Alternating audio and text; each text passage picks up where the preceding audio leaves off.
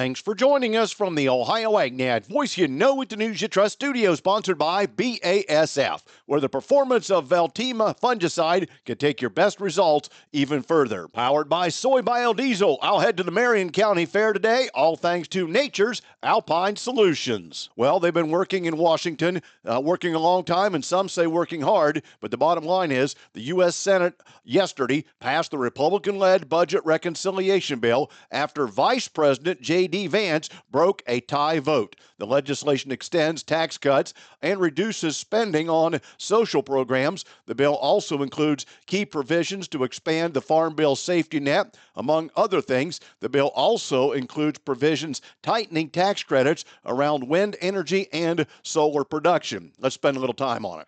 The bill also includes several Farm Bill provisions that will improve the farm program safety net.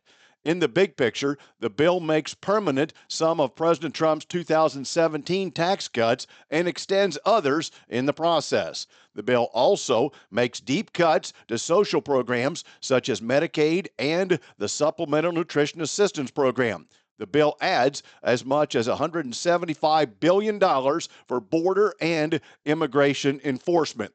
Congress is trying to get the bill to the president's desk by July 4th, though there are differences between the House version passed in May and the Senate bill. The House passed its version of the bill in May on a 215 to 214 to 1 vote. Republicans hold a razor-thin margin in the House, but conservatives likely now will be asked to accept the Senate version of the bill. The House made steeper cuts to spending than the Senate. If we break it down some, tax provisions, the Senate bill makes permanent a 20% deduction for qualified businesses' income for smaller businesses. The Senate language is different from the House, which increases the qualified business income deduction to 23%. When it comes to buying equipment, the bill reinstates 100% bonus depreciation from 2025 to 2030 and also increases the Section 179 deduction for smaller businesses to $2.5 million. The bill would increase the estate tax exemption to $15 million for single tax filers and $30 million for married couples starting in 2026, and the exemption would be indexed for inflation. The Senate also extends the 45Z Clean Fuel Production Credit. Under the bill, only feedstocks from the U.S., Canada, and Mexico would qualify for the tax credit. The Senate bill extends the 45Z through the end of 2029 compared to the House bill that extends the credit through 2031. The Senate also expanded the small agri-biodiesel producer credit from 10 cents to 20 cents a gallon. The National Council of Farmer Cooperatives also noted the Senate provides permanent tax relief to cooperatives through the Section 199A provision. The National Cattlemen's Beef Association pointed to tax relief on estate taxes, Section 199A, and the Section 179 deduction. NCBA also noted the Senate bill doesn't include controversial provisions such as public land sales or eminent domain. NCBA called on the House to pass the bill and send it to the president. For individuals, the bill also increases the standard income deduction as well as the child tax credit for couples and exempts taxes on tips for people through 2028. We'll talk more about ag provisions coming up. Today's weather brought to you by Seed Consultants. Simply better performance online at seedconsultants.com. Here's the forecast. Drier weather settling into Ohio here in the short term. I'm Chief Meteorologist Ryan Martin. Let's take a look at your forecast update. Right now, we're looking at a very dry and pleasant Wednesday. Temperatures have pulled back just a little bit. Humidity values are a lot more comfortable. And I'll give you most of tomorrow this way as well. But I am seeing a slight increase in temperatures tomorrow. Humidity values hold off to bump up until we get into Friday, July 4th, and we go through the rest of the holiday weekend. I am not looking at any significant precipitation here at all for the next few days. As we get into the Sunday time frame, there may be a few hit and miss scattered showers and thunderstorms in northwest Ohio, but nowhere else. And then through Monday, Tuesday, Wednesday, Thursday of next week, the first 4 days, we are going to be seeing on again, off again showers and thunderstorms, kind of on the edge of a hot dome of air sitting over the southeastern United States. So 60% coverage in there. It's going to be a scenario very similar to what we saw last week. So scattered showers and thunderstorms around, but not everybody gets them. By the time we get into the late week, Friday the 11th, Saturday the 12th, Sunday the 13th, we should be trying to dry down. I do think Friday the 11th triggers rain in southern parts of Ohio near the Ohio River during the day. And then we're going to go into the week of the 14th with another round of on-again, off-again moisture here. Timely rains, we've already kind of mentioned that. That is the story. I have no concerns about moisture and no concerns about heat all the way through the middle of July now. I'm meteorologist Ryan Martin. And thanks, Ryan. Let's pick it up with ag provisions in the bill. The bill includes improvements to the farm safety net with as much as $68.3 billion in program changes over 10 years. That includes raising reference prices under the PLC and ARC programs. For the current crop year, the Senate bill also has language that USDA will provide producers with the higher calculated payment rate in 25 ARC or PLC. Producers would then go back to choosing their own program preferred in 2026 and beyond. The Senate change will add more than $54 billion to PLC and ARC over 10 years. Crop insurance programs would see about $6.3 billion in increased spending over 10 years, with higher subsidies for some supplemental area-based plans and other improvements to premium support. Disaster relief programs at USDA for livestock are improved at a cost of about $2.9 billion over 10 years, and the dairy margin coverage is increased, and the bill also reduces crop insurance premiums for farmers. Payment limits would increase from about $125,000 to $155,000 for individuals, and then the payment limit would increase based on an inflation index. The bill also removes income caps for farmers or entities that draw 75% or more of their income from agriculture or forestry. The bill also has provisions that would allow USDA to enroll up to 30 million new base acres for farmers based on the production history of that ground. In conservation, the bill takes back as much as $16 billion from the Inflation Reduction Act and rolls those funds into the 10-year budgets for USDA's main conservation programs. Still, the CBO forecasts that move as a nearly $1.8 billion in cuts compared to what the IRA and Farm Bill funding could have provided for conservation programs. Other provisions in agriculture would double funding for USDA's trade promotion as well. And a little closer to home, Governor Mike DeWine has signed SB 100 into law, resulting in the creation of Farm Bureau health plans, giving access to affordable, personalized health care plans for Ohio farm families. With healthcare costs continuing to rise, many Ohio farm families are having a hard time in finding affordable, high-quality coverage, so they asked Ohio Farm Bureau for a better way, and this is it, said Bill Patterson, president of the Ohio Farm Bureau.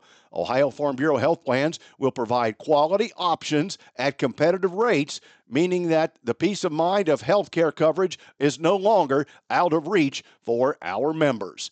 Senate Bill 100, introduced by Senator Susan Manchester of Lakeview, supported by Representative Bob Peterson of Sabina, and passed almost unanimously by both the Senate and the House, will help provide health care opportunities, close the gap in health care coverage, and improve the well-being of current Ohio Farm Bureau members. Efforts of this magnitude don't just happen, Patterson said. What started as a grassroots concern turning into policy that filled a specific need in the agriculture community in a matter of months, thanks to our members and the Ohio Farm Bureau policy team. It also couldn't have happened without the leadership of Governor DeWine, as well as Ms. Manchester and Mr. Peterson and their fellow lawmakers for bringing this monumentous bill to fruition.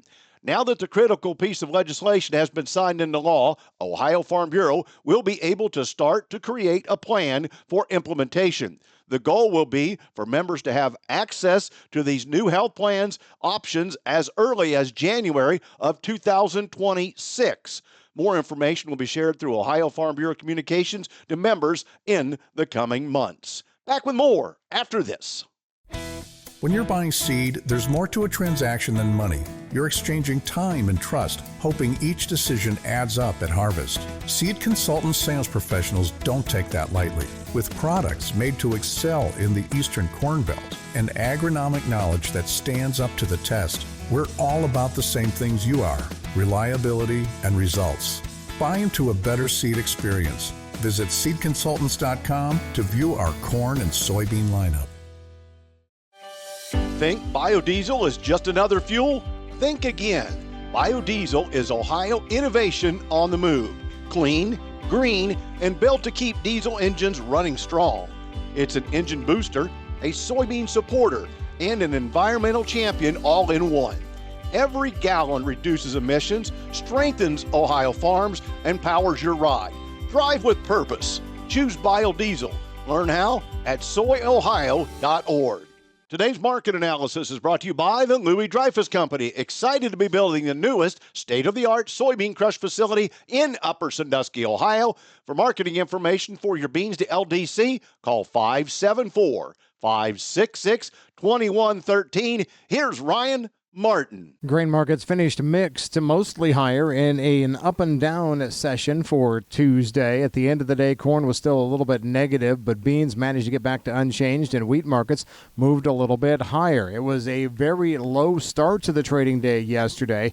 Corn and soybean futures pulled back significantly early on. We saw September wheat futures test at 550 resistance on their upside, but corn, before rallying a little bit, scored a new contract low. December corn at 416.5. September corn futures tested support down at a psychological level of $4. As we got word at midday of the President Trump big, beautiful bill passing the Senate, heading to the House, that actually had some inclusion of 45Z positivity in it. Soy oil futures are rallied. Most of the positivity there is due to the fact that the bill called for only use of North American feedstocks, so soy oil from the U.S. and North America in general, canola, other waste products. That raises the upside price target for soy oil. Now, does this turn around and trigger a big grain move, a grain market rally because of the bill passage? I don't think so, but who knows? We will see. There are some in the industry that seem to think that. On the corn side, the weakness in the marketplace yesterday was basically tied to the expectation of large corn yields. There were some that were arguing that at this stage of the ballgame, with a 73% good to excellent number on corn condition, you have to go above trend line yield to pencil in, and they're going 183. Again, I'm not sure that we can book that just yet, but that was the talking point. That's one of the reasons why we scored new contract lows in December corn yesterday. Also, double whammy, StoneX put out their estimate of the 2025 Brazilian corn crop. They're now sitting at 136.1. That compares to the current USDA forecast of 130. USDA and private estimates hardly ever come together and agree on a number, but the simple fact of the matter is there's a buttload of corn growing in Brazil right now and being harvested. That does not help our U.S. export problem if we produce a 16-plus billion bushel crop this year. I'm Ryan Martin. And thanks, Ryan. Today's market is brought to you by Seed Consultants. Simply better performance online at seedconsultants.com. Overnight at the open, July corn down 3/4 at 4.19 1/4 cents. December down 1 1/4 at 4.20 3/4, and March down 1 1/4 at 4.36 3/4.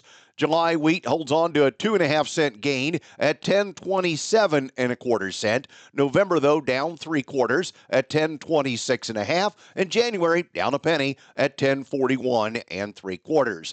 The July wheat is still unchanged at 5.37 1/4 cents. September down 1 1/4 at 5.47 3/4. December 5.67 1/2, down 1 3/4. In livestock at the close, August cattle was down $3.12 to $210.75. October down $2.37 at $207.80.